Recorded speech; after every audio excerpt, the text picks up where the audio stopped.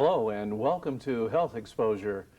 My name is Kurt Hill and I'm your host. And as usual, we have an interesting show for you tonight. And we have that special guest that I enjoy the most, and that is Deborah Arneson. So let's say hello to her, okay? Hi, Deborah. How you doing? Hi, Kurt. I'm doing great. How are you doing? Good, good. I never know what to expect when I start this. I go, okay, hi, Deborah. I don't know if the little vegetables and fruits are going to walk across, or you're going to have googie woogies or whatever. Vegetables and fruits walking. I'd love that. No, I knew you would. I knew you would. But I understand tonight we're going to talk about cholesterol, and maybe we can start by finding out what that is. Well, first of all, let me just say this. And don't look at me when you talk, okay? I don't know anything about your cholesterol levels. I will not divulge, even if I did, Kurt. But a lot of people have high cholesterol problems these days, and it's really rampant, and you know, I see so much of that now, more so than ever in my practice. So I thought it would be a very good idea to deliver a show on that. And cholesterol can be the cause of heart disease, gallstones, and polyps. So polyps in the colon, of course, and if you have too many polyps in the colon, it can lead to cancer of the colon, so that's important to denote. If you have gallstones in the gallbladder, then you're going to have problems breaking down fats and lipids and proteins in your diet.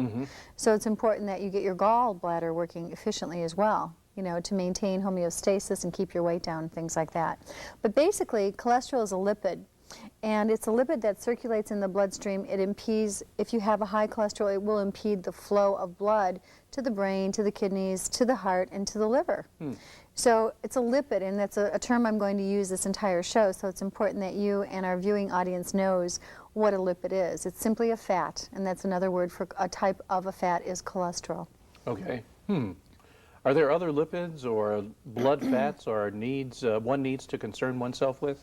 Yes, you know, most people get their blood workups back, Kurt, and they'll look at it and they'll see 4 values that are of interest or should be of interest to individuals. And the first one, of course, is cholesterol, which receives the greatest amount of press. We all know that high cholesterol is bad, and we'll get into why low cholesterol is bad as well, briefly. But we also have triglycerides, and triglycerides are another type of lipid or blood fat that circulates in the bloodstream, and a high triglyceride can also be very counterproductive for the health of the system. Too low of a triglyceride can also cause problems for you. And then we have LDLs. LDLs are low-density lipoproteins. And low-density lipoproteins are actually a cumulative number that shows you what your total blood fat circulating in the bloodstream is, or how it's reflected. So a very high LDL is also quite bad, or negative, I should say. Too low of an LDL is pretty unfounded. I don't see that very often, except occasionally I do, and that can also have ramifications. No, wait, LDL is found in alphabet soup? Right. Turn those little noodles around, absolutely. And then we have HDLs. Okay. Okay, HDLs are what we call the high-density lipoproteins, and those are the good guys. The high HDL count is optimal. You want a higher number of the HDLs, not a low number, because the good high HDLs compete with cholesterol, triglycerides, and the LDLs, help to bring those down. So those are the 4 values we want to look at: cholesterol, triglycerides, LDLs, the 3 potentially negative bad guys, and then we have LDLs, which are the like little heroes. So we've got 3 against 1. So you really have to watch those 3 bad lipids, or potentially hazardous lipids. You know, and she says all this with a smile, and if those of you who are following all this, you know the next question, and that is, tell us about triglycerides. Okay. Well, it's good to know where they come from. Okay. You know, otherwise this information will just drive everyone crazy and make people despair, and we don't want that. So triglycerides basically come from what we call carbohydrates. The body converts carbohydrates, or excessive amounts of carbohydrates, into triglycerides, a type of a blood lipid or a blood fat. So I have seen, really interesting, Kurt, I had a guy who came in about 3 years ago, and he's a big, roly-poly, pudgy guy, you know, and he was Italian and loved pasta. So what we're talking about when we talk about carbohydrates are not the complex carbohydrates, the ones that have, you know, beans and legumes and our whole grain rices and potatoes and the skins and things like that, but the more processed carbohydrates or refined carbohydrates, which are our pastas. You know, the 100% whole grains would be considered more complex. They contain more fiber, and they actually help to bring your triglycerides down. The bagels and the breads and the muffins, you know, and the pastas And of course, the ultra-processed, highly refined carbohydrates like our sugar foods, you know, Doritos and Fritos and, you know, our buns on our McDonald's burger and things like that will knock your triglycerides up. Well, this man's triglycerides were, I think, 380. And it was maybe in the middle of my practice, I'd never seen a value quite that high. I was like, holy moly. His cholesterol was also very high. We'll talk shortly about what a normal triglyceride is in cholesterol. But his cholesterol was in the 400s. But his LDLs, or his HDLs, which are the good fats, were like 200 something. And I had never seen that. And so what happened is, because all of his lipids were high, including his good guys were extraordinarily high, it reduced his heart attack risk, or his risk of obtaining a stroke or heart attack. So, you know, you will find that triglycerides will elevate if you do primarily carbohydrates in your diet. But really, the problem for most people who have trouble with elevation of cholesterol and their lipids is generally they tend to be hypothyroid, you know, where they just don't have a thyroid that's working optimally enough, meaning their hormones aren't balanced. And again, hormones are what? They're lipids. You know, our hormones are lipid-based hormones. So if in fact you have hypothyroid and you have a sluggish liver and gallbladder, you in fact will find out that you're seeing those levels rising all the time. Oh, interesting. Okay. All right. This gentleman that came in, this huge roly-poly person, yes. his name was Mr. Lipid? No? Well, I've actually been to this gentleman's house for pasta. Oh. And he takes olive oil by the gallons and drops into his pasta, and his sauce it's swimming in olive oil. And olive oil is one of the oils that helps to bring up the good HDLs. Oh, really? Well, that's interesting. Yes, so I know why his HDLs were high. So still, his blood fats were really high, and you know, it's very burdensome on the body to have very excessively thick, viscous blood. And when you have a high cholesterol or triglyceride or LDL or a compilation of 2 or 3 of those together, your blood is extremely thick and dense. It's not, it's like, you know. Have you ever been to the Science and Industry Museum? Why with you? I mean, blah, blah. I mean, there you have it. It's true. Don't adjust your They sets. have these great, no, folks, they have these great pipes. You know, it shows basically these transportation system of the body, which is our blood, and they have these tubes at the Science and Industry Museum that shows like really good clean blood and very toxic, thick, high cholesterol blood.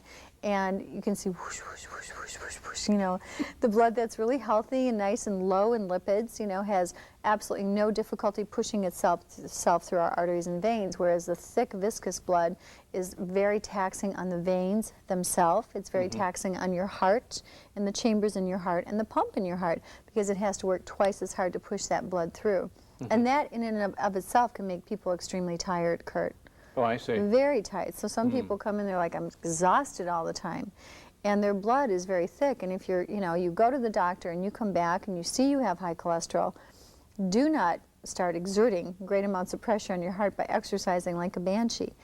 Change your diet first and start working at, you know, getting more fiber in, more water in, lose the percentage of high carbohydrates, eat more complex carbohydrates, and, you know, shift everything. Do lean proteins instead of burgers from McDonald's or Burger King and things like that. Lose the cheeses, and you'll be able to start declining in those values. Oh, that's very good information. I suppose you answered, what do cholesterol, triglycerides, LDLs, what do they do to our bodies? I guess that's encompassed in what you just said. Well, yeah, but beyond that, believe it or not, you have to have cholesterol. Like I'll have people who come in and they say, oh, my cholesterol is 110. Isn't that great? Aren't I healthy? And I'm like, absolutely not. Your body needs those lipids in the right amounts.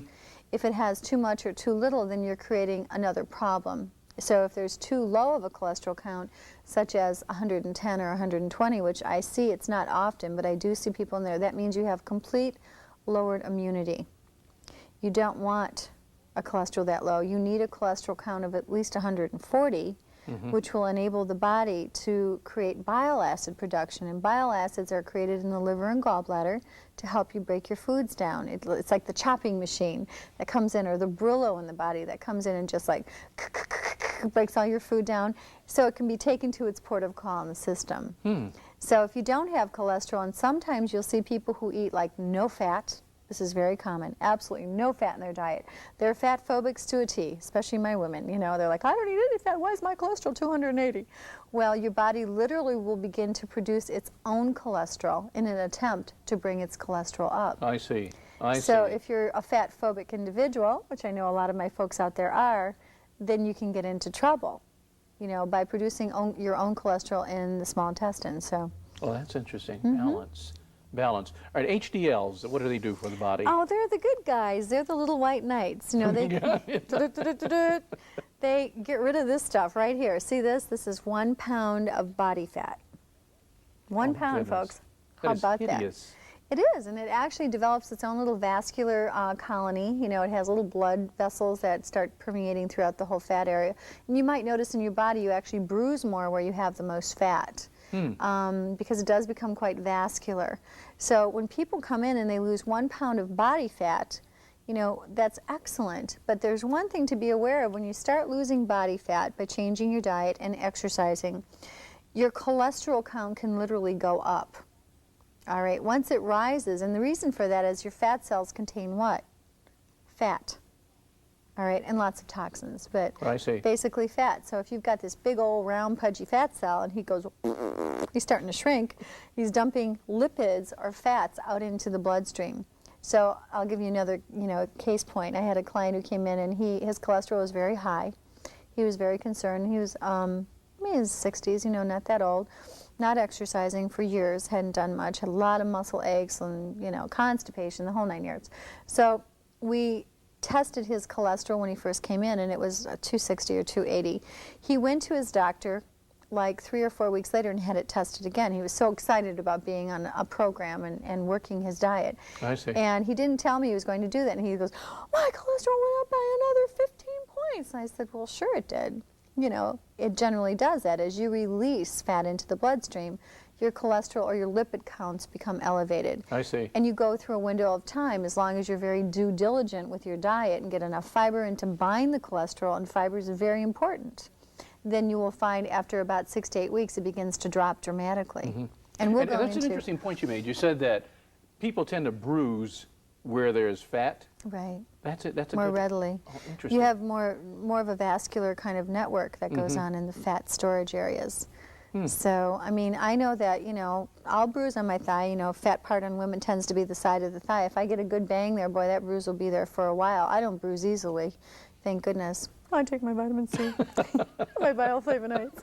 But, you know, you need to know that. So a lot of people start a detox program or start to lose weight, and their cholesterol will go right up. And they're like, oh my goodness, what's going on? Well, I got you on cholesterol. What's a normal cholesterol count? Good question. It's 140 to 190. Okay, men and women? Yes. Yeah. Okay. Why, what's yours? Mine? Yeah. Oh, obviously, between don't know? 140 and Maybe 190. I've never taken it. And right. You know, the AMA lets people kind of ride around 200 to 210, but that's starting to climb up, and that's an indicator that there's something wrong somewhere. Either there's liver and gallbladder congestion, or there's hypothyroid going on. And believe it or not, hypothyroid is, again, fed or kind of created by someone who eats a highly refined carbohydrate diet. And in America, we are all going, what can I do? I've been told not to eat butter. I've been told not to eat eggs. I'm supposed to give up red meat. What's left? Pasta, bagels, and bread. So people are eating this stuff all the time in high excess dosage. They're drinking lots of coffee with lots of sugar and cream, you know, or milk, and milk is sugar as well. Lactose is found in milk. So all of those sugars found in carbohydrates elevate your cholesterol or your triglycerides. And also, if you have high cholesterol, just keep adding to the fat storage. As you said before, and just to reiterate, you said that cholesterol can be too low. Can you tell us a little bit more about that? Yeah, it can be. If it's below 140, then you see autoimmune suppression going on. I'll give you another case in point. I had a guy who he's come back to me over the course of, I'd say, 5 years, and he pops up like a penny all the time. Hi, I'm back, you know. And he comes in, and this guy